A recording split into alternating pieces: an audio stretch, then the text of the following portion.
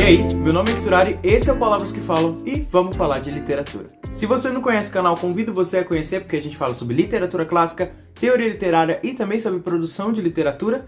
E o vídeo de hoje eu acho que vai servir tanto para quem tem muita curiosidade em falar dos clássicos da literatura, mas também para quem gosta de escrever, porque a gente vai falar sobre o processo criativo da produção de uma das peças mais interessantes que a gente tem do Shakespeare, que é Romeu e Julieta. Bom, só para dar um disclaimer aqui, eu não sou nenhum especialista em Shakespeare, nada do tipo, não falo inglês nem nada do tipo. No entanto, né, resolvi estudar um pouco de Shakespeare, já tinha estudado anteriormente, mas resolvi me dedicar mais nesse semestre.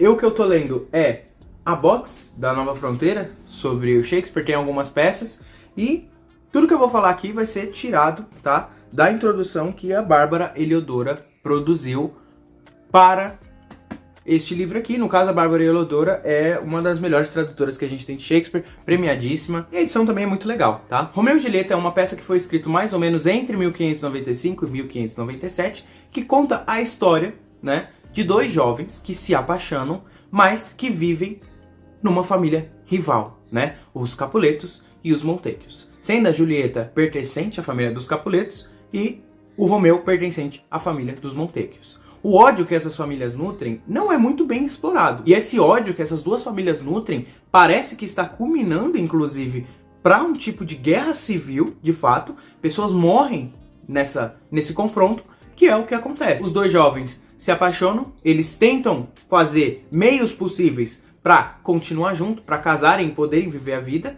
mas com a pressão da família, com a violência que essas duas famílias nutrem entre si, acabam que os dois jovens morrem através da tragédia. Enfim, além do Romeu e da Julieta, outros personagens também morrem fruto justamente dessa violência que as duas famílias nutrem entre si, e evidentemente a história termina nesse pesar, mas além de ser uma tragédia de amor, é uma história que acaba falando, né, como um sermão sobre e contra as guerras civis que podem acontecer entre famílias de grande poder. Essa história do Romeu e Julieta, ela não é nova. Desde os gregos já existia uma historieta de uma mulher que simulava a própria morte ao beber certo veneno. Só que, durante a Renascença, meio que esse texto, né, meio que essa história começou a vir à tona. E os europeus, na época, começaram a transformar essa história como se ela fosse uma espécie de mito. Então, por exemplo, como eu disse, lá nos gregos já tinha ali a personagem que ministrava um remédio, um veneno, para simular a morte e ficar com o marido. No entanto, conforme foi se desenvolvendo a peça, por exemplo, já começou a aparecer o padre, o frei, ministrando o veneno, mas parece que foi na Itália, precisamente, em que o texto Romeu e Julieta, a história Romeu e Julieta, ela tomou aquela forma grandiosa. Os amantes são nobres, né?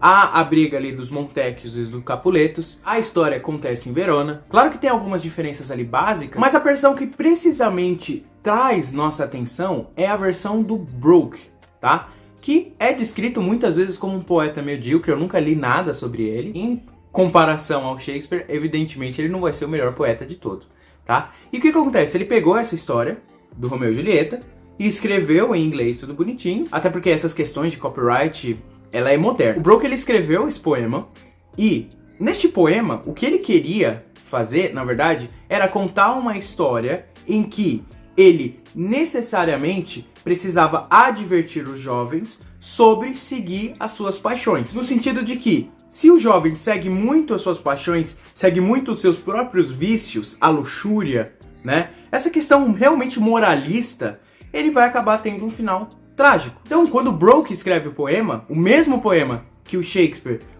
lendo, transforma em Romeu e Julieta, ele tá ali preocupado em contar uma narrativa com o fim de mostrar como os jovens são idiotas, como os jovens devem obedecer os seus pais. O que ele tá ali preocupado em mostrar é o triunfo do homem, justamente sobrevivendo a esses prazeres carnais, né, para justamente evitar complicações trágicas, que é o que acontece no poema do Brooke. Por que eu estou falando do poema do Brooke, tá? Para começo de conversa. Porque foi nesse poema que o Shakespeare se baseou. Não que o Shakespeare não deva já ter conhecido essa história, lido outros textos que tinha esse mesmo mito. No entanto, evidentemente, o poema do Brooke é muito parecido na questão da trama. E isso que é o detalhe, tá? A trama do Romeu e Julieta e do poema do Brooke é igual. A estrutura é igual. Os acontecimentos são iguais. O que muda são mínimos detalhes que o Shakespeare faz e a abordagem do autor. Então, enquanto o Brooke estava lá preocupado em escrever um texto profundamente moralista para falar jovens são idiotas e eles não devem desobedecer os pais, Shakespeare, usando rigorosamente a mesma história, traz o seu gênio em tona, né? Traz a sua visão de escritor em tona. Só que o Shakespeare, o que ele faz? De vez ele fazer uma história moralizante em que jovens desobedecem os pais porque eles querem entrar para o mundo da putaria, o que o Shakespeare quer mostrar através dessa trama é como o ódio dessas duas famílias acaba perturbando a comunidade, a ponto de que eles preferem manter o ódio e sacrificar os próprios filhos a simplesmente fazerem pazes. Então, como eu disse no começo do vídeo, além de ser uma história sobre o romance, sobre uma tragédia de amor, também é um sermão sobre a guerra civil. Os males que uma guerra civil podem acabar trazendo. Repara que, através da mesma história, o Brooke trabalha de um jeito e o Shakespeare trabalha de outro. Enquanto o Brooke tá ali naquela moralidade míope, né, de vamos obedecer os seus pais, o Shakespeare trabalha a mesma trama não para xingar jovem, o que é muito fácil, mas justamente para mostrar os problemas que a guerra civil traz. Porque no fim, a história não é só a trama de dois adolescentes que se amam, mas sim sobre as vítimas de uma guerra civil. Afinal, o Romeu e Julieta são vítimas dessa violência que os dois nutriam há muito tempo. É como se eles herdassem a culpa por simplesmente fazerem parte daquela família. Claro que a gente pode pensar também como essa forma deles morrerem e, de no fim, a guerra civil acabar, porque quando eles percebem que os dois jovens da família acabam morrendo justamente por nutrirem esse ódio, eles acabam querendo fazer as pazes, né? Então, o Romeu e Julieta serve como essa espécie de messias que vem para morrer, sacrifica o próprio corpo justamente para livrar eles do mal. Só que, mesmo que tenha ainda essa questão da via dolorosa, até a Bíblia termina com uma nota mais de felicidade. Até porque Jesus volta ao terceiro dia e sobe aos céus, né? E Romeu e Julieta morre e morre mesmo. Tem outro detalhe interessante que o Shakespeare faz também na escolha da sua peça, que muda com o poema do Brooke, que é a duração. Enquanto o Brooke, por exemplo, exagera um pouco, justamente para sustentar a sua moralidade, dizendo que o Romeu e a Julieta ficaram 3 meses nesse caso, então é algo muito tempo pensado, né, que eles ficaram nesse mundo de luxúria. A peça do Shakespeare acontece em 4 dias. E aí você pode pensar até, bom, isso só prova, de novo, a imediatez que essa paixão adolescente acaba nutrindo, né? Isso só mostra pra gente, por exemplo, que é uma ação insensata dos jovens, sem sentido dos jovens. Eles mal se conhecem e já se amam. Mas, de novo, qual é o motivo para essas duas famílias estarem brigando também? Então o principal desse vídeo que eu queria mostrar aqui é justamente essa disposição que o Shakespeare faz em relação a história do Brooke, que tem uma visão medíocre de moralidade, e a sua visão, que é uma visão intelectual, que percebe além da trama. Porque, de novo, quando a gente pensa em Romeu e Julieta, a gente logo pensa no romance de dois jovens. No entanto, é uma peça que fala sobre essa briga civil, né? Que essas duas famílias acabam nutrindo. E, no fim, os jovens, além de serem heróis, além de serem os protagonistas, eles são vítimas.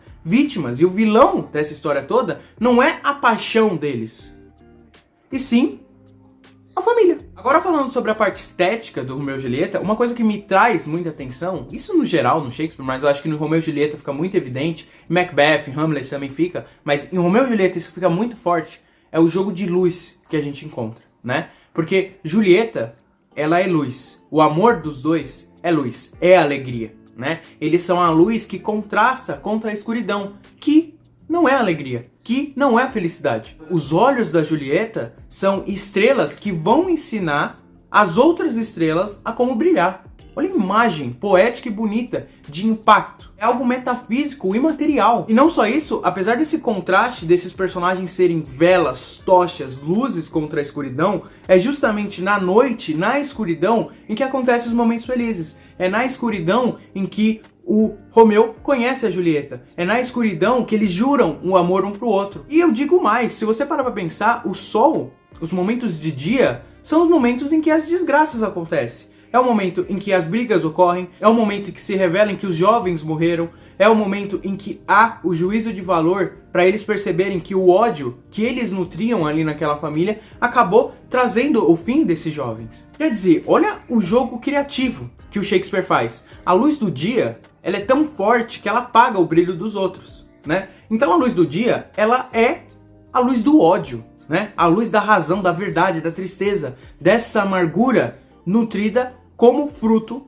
de todas essas ações. Enquanto na escuridão, apesar de haver ali o miasma da tristeza, esse ambiente lúgubre, é na escuridão que acontecem os maiores suspiros de amor. É na escuridão em que os personagens podem brilhar, longe do olhar cínico e maldoso que essas famílias acabam trazendo entre si. Eu gosto como alguns personagens, eles são muito bem encaixados ali. Por exemplo, o Teobaldo é um jovem, mas ele se alimenta justamente daquele ódio dessas duas famílias. Então ele tá ali, ele herdou a violência dessas duas famílias. Enquanto você tem, por exemplo, o Mercúcio, que é outro personagem, que também representa a alegria, a felicidade, como a vida em Verona seria tão boa se não houvesse esse conflito na comunidade. E, inclusive, o Mercúcio acaba morrendo, né? Ele acaba vítima dessa violência também. E outro personagem também que me chama muita atenção, que o nome dele é Éscalos, que é o príncipe. Ele é uma figura bastante sisuda, que já aparece desde o início contra o conflito entre as duas famílias. Mas enfim, ele parece mais uma visão, eu não sei se dá pra dizer um alter ego do Shakespeare,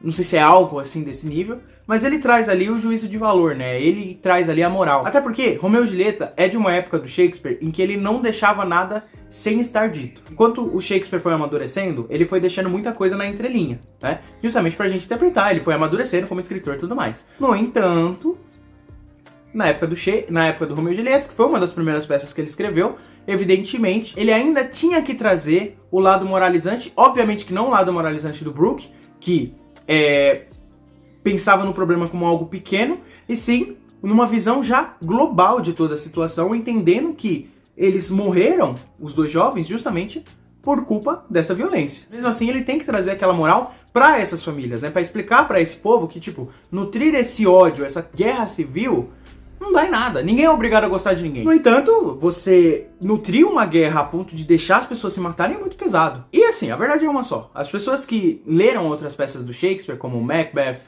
Hamlet, Rei Lear, bom, conseguem dizer que, evidentemente, Romeu e Julieta não é a peça mais da hora do Shakespeare, né? Mas a gente não pode negar que existe um carinho cultural que a gente tem por essa peça muito grande. Porque é uma peça muito bonita, muito lírica, muito bem escrita, e não só isso, que já demonstra, de certa forma, a genialidade do Shakespeare. Então, apesar de não ser a peça favorita do Shakespeare, é isso que os críticos dizem, inclusive, a gente pode assumir que é a mais querida. A última coisa que eu queria falar aqui também é vocês pensarem justamente nessa questão da originalidade. Vocês vão concordar comigo, que Shakespeare não é original, né? Ele pegou uma história que já existe. Mas a diferença está no detalhe. Shakespeare pode não ser o escritor mais original do mundo, mas é impossível dizer que ele não é um dos mais autênticos. Por que ele é tão autêntico? Porque ele joga no detalhe. Por isso que eu sempre falo que às vezes a gente está escrevendo alguma coisa e pesa muito na história. Eu já li isso tantas vezes em tantos lugares. Mas você já parou para pensar quantas pessoas escreveram do jeito que você quer escrever? De novo, não estou falando que está liberado o plágio, não é isso que eu quero dizer com esse vídeo, mas justamente para vocês pensarem que a história não tem tanto aquele peso em comparação ao tipo de escrita que é feita. Então o que eu quero nesse vídeo é que vocês pensem justamente na questão da originalidade. Vale a pena ser original, né? Não é melhor ser autêntico? Então é isso. Se você gostou do vídeo, deixa o like, se inscreve no canal. Para quem tem interesse, eu estou realizando monitoria de escrita no Instagram, então mande texto lá pra gente conversar. Também no Instagram eu compartilho boa parte da minha jornada de estudos, coisas referentes ao YouTube também, e valeu!